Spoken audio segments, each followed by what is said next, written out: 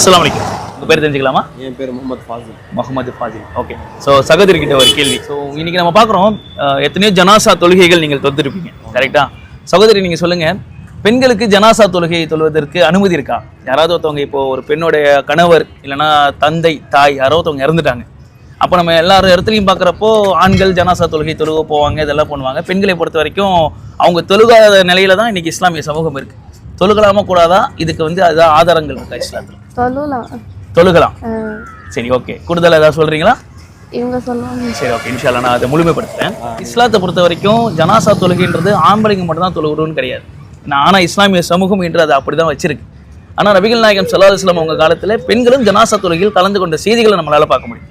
Abu Talha ரலியல்லாஹு அன்ஹு என்று சொல்லக்கூடிய சஹாபி ஒருவர், அவருடைய மகனார் இறந்து வருகிறார். உமேர் என்று சொல்லக்கூடிய தனது மகனார் இறந்து வருகிறார்.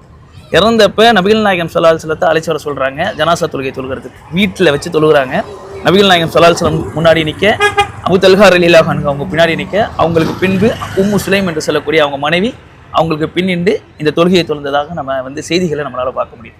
பொதுவாகவே இப்போ எப்படி ஒரு ஆணுக்கு அவங்க தந்தை மேலே பாசம் இருக்குமோ, அதே மாதிரி அந்த ஆணுக்கு தன் தாயின் மீது பாசம் இருக்குமோ, அதே பாசம் பெண்களுக்கும் இருக்குமா இருக்காது? கணவனும் மீது பெண்களுக்கு பாசம் இருக்கும், அதே மாதிரி அவங்களுடைய தந்தைக்கு மேலே பாசம் இருக்கும். அவங்க வந்து கடைசி அந்த ஜனாசா தொழுகை என்று சொல்லக்கூடிய விஷயம் வந்து என்னன்னா, கடைசியாக அவங்களுக்காக கேட்கக்கூடிய ஒரு துவா, கரெக்டு தானே?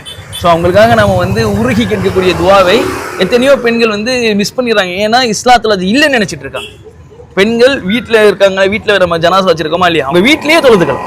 வீட்டில் ஜனாசாவை எடுத்துட்டு போறாங்கல்ல, அதுக்கு முன்னாடி குளிப்பாட்டிய பிறகு பெண்கள் எல்லாம் ஒன்னா சேர்ந்து ஜனாசா தொழுகை தொழுது விட்டு அந்த ஜனாசாவை எடுத்து செல்லலாம்.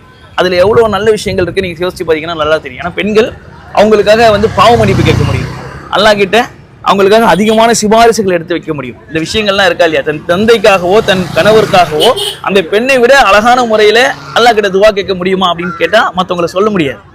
அந்த கணவரை பற்றி அந்த பெண்ணுக்கு அதிகமான விஷயங்கள் தெரியும். அந்த பெண் தன் கணவருக்கு என்ன துவா கேட்பாங்க அழகான முறையில்.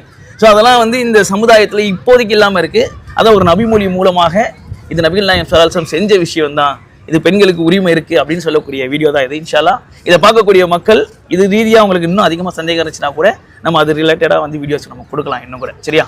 ஸோ இது உங்கள் மூலியமாக மக்களுக்கு எடுத்து செல்லணும் அப்படின்ற ஒரு சின்ன முயற்சி தான். இன்ஷா அல்லாஹ் நம்ம எல்லாருக்கும் நல்ல ஒரு புரியும். அஸ்ஸலாமு அலைக்கும். ஃபலா ததக்குர். நீங்கள் சிந்திக்க மாட்டீர்களா?